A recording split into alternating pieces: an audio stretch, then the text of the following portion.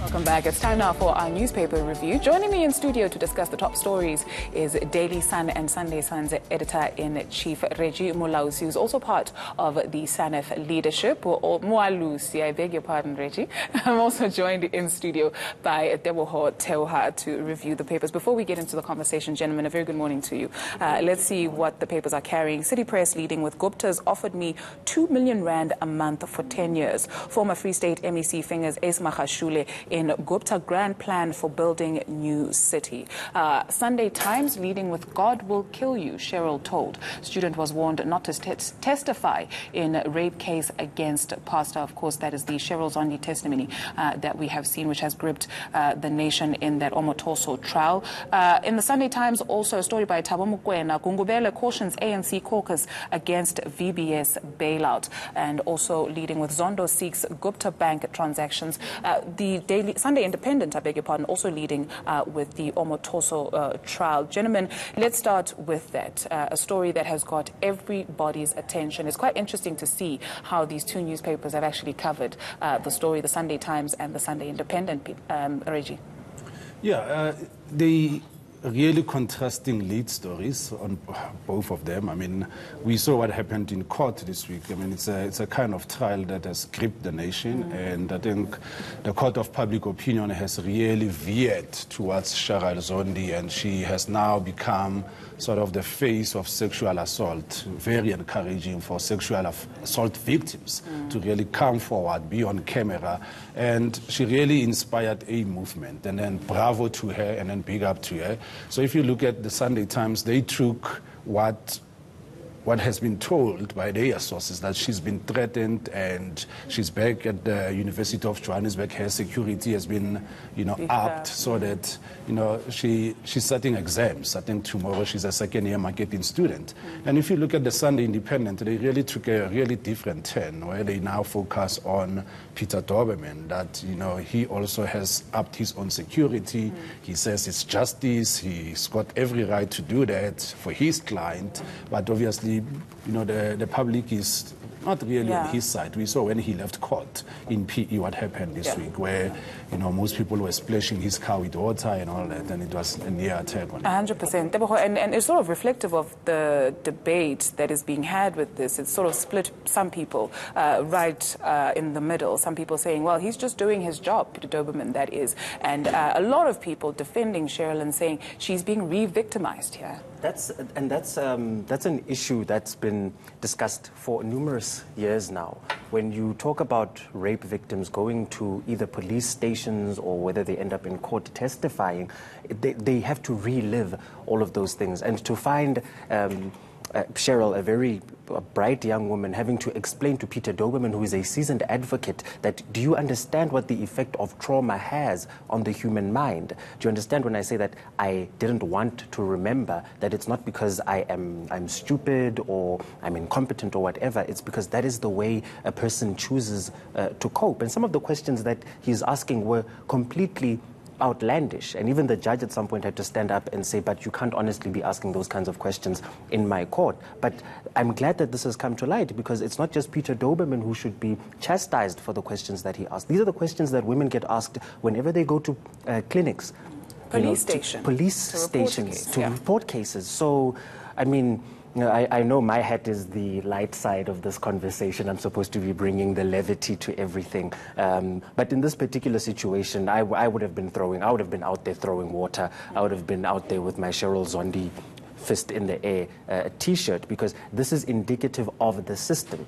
Peter Doberman is not the problem. He's just a representation. He's the tip of the iceberg. Imagine what's happening in those closed interrogation rooms, or when, women go and give testimony or try and get rape kits done at clinics. And this is why some women don't come back. And then we wonder, when an advocate asks someone, but why did you not scream? If you weren't enjoying it, why were you not screaming? I mean, what kind of nonsense is that? It's still a long way to go, because this is only but the first witness, and there's plenty others to actually testify after her. I'd like to also look at another story that's been carried in the Sunday Times, a story by Tabo Mokwena. Gungubele cautions ANC caucus against VBS bailout. Should it not be obvious what needs to happen here? Reggy. Well, it should. I mean, there's 1.8 billion that's gone. And, you know, we really, as South Africans, I think are owed, and mostly, you know, what breaks my heart is poor municipalities that put money meant for, you know, service delivery in these regions, whether it's Northwest or Limpopo, and the consequences for that. And we really have to take that report by Terry Motau and unpack it. It's a report. No one is found guilty. But what South Africans want to see here, they want to see justice, they want to see those monies recouped so that, you know, they can do what they were supposed to do initially. No one is guilty in that report. But, I mean, you know, the bank was sort of, you know, ran bankrupt. And monies were invested by poor municipalities that shouldn't, in the first place, have invested money there, especially in a mutual bank. And now we're sitting here, and we're sitting now with some mayors and municipal managers who don't even want to account. And I think the ANC putting that as, you know, a point of debate in Parliament, that's all fair and good. But we South Africans want to see consequences, to say, it's 1.8 billion. How are we going to get that money back, and what are the consequences for the people who allegedly looted those monies? Consequences, because this translates to ground level, and it's everyday South Africans who don't get the services that they deserve, especially in Limpopo. No, I mean, Reggie's got a very valid point when he said we're tired of the commissions of inquiry, we're tired of the reports, you know, we want to see consequences. I mean, they can't just keep showing up every single time and saying, imali pelile, we need more. And I mean, for them to be saying we have to bail out VBS, but we don't have to do anything, especially with taxpayers' money. There needs to be a thorough investigation into this whole thing, and they need to get those money back. I mean, if someone bought a helicopter allegedly with this money, then we get that helicopter and we sell those things. But this thing of people just, okay, I will resign, and then tugu 6 months later is now in a different position, that needs to end in this country. That's a lot of money. And it's money from like old people. It's money in the most vulnerable in our society. The most vulnerable people. And a helicopter. There's nothing that says a person is being gauge, like buying a whole for what? You live in Venda. You live in Limpopo. For what do you need? Because the roads are not maintained. Because there's potholes on the roads. But you deserve. Here's a novel suggestion. Here's a novel suggestion. Let's take the money and build roads for everyone, because we can't all afford helicopters. Some of us edit newspapers for a living, you know. And we know the stresses that come with that. Let's take a look at the City Press. Gupta's offered me 2 million rand a month for 10 years. Free State Economic Development MEC Moalusi Dukwana with this allegation that he was also offered money by the Guptas. It's a gift that keeps giving, Reggie. Yes, 2 million rand a month. Can you believe it? And I think when it comes to the Guptas, and particularly the Free State as a province, the name of Ismail Khashule will always be in the mix, because he, you know, in every story, in every expose that we have read or been aware of, he sort of led the capture of that province and sort of giving it allegedly to the Guptas, and it keeps on coming out and out. And it's the same thing that the Zondo Commission, with the Sunday Times now saying they've interdicted several banks because they want to see those transactions. And I think that's what the Ismail Khashule would be a key person at that commission to take up the stand if they have someone's team to say, we need you to come and tell us of your relationship, your own family with this other family that's now, you know, out of South Africa, and they don't even want to come back. And if the MEC's claims are true, it just shows you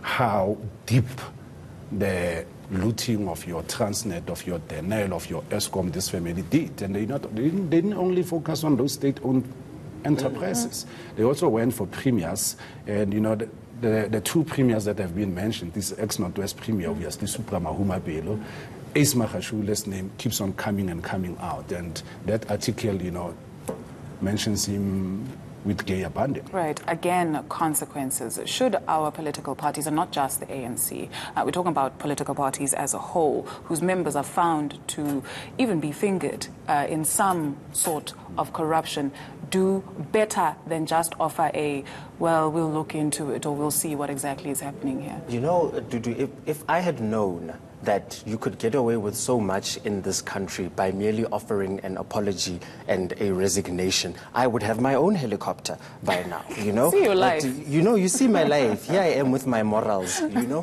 And the issue in the Free State is always going to come back to ACE, you know, just like Reggie says, because at the end of the day, we understand how the power structures are constructed by state capture. You know, it's always from the top down. You know. So if someone who was reporting to Ace Magashule is being offered 2 million rand a month for 10 years. I mean, if you run the calculations, that is a lot of money. I'm not a numbers person, but, you know, it's a great deal of money. How much was Ace Magashule offered? You know, we still don't have the answers we need regarding the Estima dairy farm that was supposed to be running in the Free State. That's also just died. No one is talking about it. I'm hoping Reggie will, you know, push for a story to come back in light of what's come out here. But it's Alang Free State, guys. It's shocking. It's shocking. You know, I'm from the Val. I'm right next to them. It's Alang Free State, and we need to really do something about it. Reggie, Tebogo touches on a point in terms of slightly, but media responsibilities and what it is that we do in terms of actually recognizing our role in society and taking responsibility for some of the things that actually happened. Matsela Koko was on a program on the channel yesterday saying that some journalists were paid to actually tarnish him and put him in a bad light. What roles and responsibilities do we have as journalists? Look, I keep on repeating that we are not holy cows as journalists, as the media, because we are accountable. You know, if someone has a complaint against any of these papers, there's the press council. And if anyone has a complaint against ENCA, there's the BCCSA. So we are accountable there. But also before those bodies, we as the media, we also need to take up responsibility. That's why what happened with the Sunday Times for the past 2 weeks, we applaud the editor of the Sunday Times, Bongani Sitoko, for what he did and apologized for stories that happened during his time, and he was not even the editor. So someone like Mr. Koko, when he's got that evidence, that here's evidence of journalists who were paid, I mean, that's corruption beyond, where now you can't just even fire that journalist. I mean, you just have to even, you know, open cases against him, because why are they taking money to tarnish someone's reputation or character? So if there's evidence, then we have to act. But what we have seen so far, especially with the Sunday Times matter, and I think, you know, I would imagine Mr. Koko was referring to the Sunday Times journalists who are no longer there, the two of them that he keeps on mentioning. So if he's got that evidence, he needs to come up. But the media has a responsibility. And I think the Sunday Times now, what they've done, what they've gone through, it's a work in progress where they now have to regain and rebuild and get the trust of their readers back. And it's not going to be easy. But as the collective, as the media, there's that greater responsibility also to say we need to be doing this constant self-introspection to say, are we doing what we are supposed to be doing? Especially as we have a responsibility to our readers, to our audiences, to say we are verifying sources, we are giving you credible stories, we are accountable to you. We make mistakes and we accept that we have made mistakes and we take it on the chin and we apologize for those. All of us have to check ourselves, do we not? Because the minute you think this that's when you actually fall into the trap of having things happen. That should not be happening. For sure. I mean, even myself as a comedian, there's certain lines that we cross, and once we've crossed them and we get called out on them, it's our responsibility to then try and make amends. You know, there was a story during the week where a comedian made a comment about the Dross rape case. You know, he made a joke about that, and the community was absolutely livid with that sort of thing. We have to hold ourselves to a particular standard, but as far as the newspapers are concerned, there's nothing that gets under my skin like this term fake news. You know, but when journalists are accepting money to run stories that aren't true, it tarnishes the whole industry. It gives those people who have constantly been saying that journalists are liars, it gives them that one piece of proof, you know, that one vindication that says, you see, you know, and that's not true. That's not true. Even the Sunday Times is an institution in this country. I've been reading the Sunday Times since I was a child. We used to receive it at home. So I'm glad that they're making amends. They're trying to fix it. But some of the papers we know that there's stories there. We know, as people in the industry, we know the stories that are there. We are just waiting for them to come out. We're just waiting for them to come out. Okay. On a lighter note, much lighter note, Kanye West visiting the motherland, going to pay a visit to President Yoweri Museveni. Very disappointed you are? Why? You know, and I think you're doing this on purpose because you know how I feel about Kanye West. Again, I have a deep relationship with hip-hop. I love hip-hop, and I used to love Kanye West. I miss the old Kanye West. But to go and meet a president of Africa, that's another thing. They always know I'm going to Africa, like we are all just one big homogenous heap of people. And you go there and the man is handing you a book that he's just penned, and you are handing him sneakers, a pair of Yeezys. That is a presidential gift in the eyes of Kanye West. And you look at the pictures with him and Kim Kardashian in the presidential suite, and he looks sad, you know. He looks like he's lost his fire, you know. He looks like someone who's bought Magwenya but forgot to buy Acha in Angola, you know. In the same breath, though. It's not the same. Yeah, we talk about a presidential gift of sneakers, but Yoweri Museveni was very happy to receive those sneakers. Do our leaders need to do better, Bahaitu? Far better, far better. Especially, you know, Ruta Kanye. You know, say to him, you are in Uganda. It's part of Africa. It's not as if when you are here in Uganda, I can say to you, let's get in the car and drive and to Soweto and come back, because that's, you know, but, you know, someone like Kanye, that's disappointing, because Kanye, I've always known Kanye. To be conscious. He's conscious, and he's always referring to his mother, who taught him quite a lot. And, you know, of late, I don't know what's been happening. Maybe it's Kim making him lose focus, maybe, and I would have thought it's going to be better as a father of two and all that. Because I honestly, I don't think we should put the blame squarely on Kim Kardashian's shoulders. I think what we need to, a conversation we need to have as people, is we need to discuss mental illness and mental unwellness. You know. Kanye West is not okay, and we can see that he's not okay. To his own admission. He is not okay. So if you're not okay, you know, take some time, sit at home, get your mind right, you know. I would hate for me to be here on ENCA one Sunday morning, wild and out, embarrassing my grandmother. You've done it before, but it's fine, we're forgiving you. Yeah, you see, but now I'm taking better care of myself. Because again, you need people who will call you out, and I think rich and powerful people like Kanye West don't have people who will say to them, no way lasha. You know, they don't have people who say to them, you are going completely off the rails and this is wrong, because everyone is trying to get that pair of Yeezys, even the Ugandan president. Hey, man, you got to do what you got to do, I guess. Gentlemen, thank you very much for joining us in studio this morning. Tebogo, Theoha, comedian and newspaper bay, as well as Reggy Moalusi. Thank you very much for joining.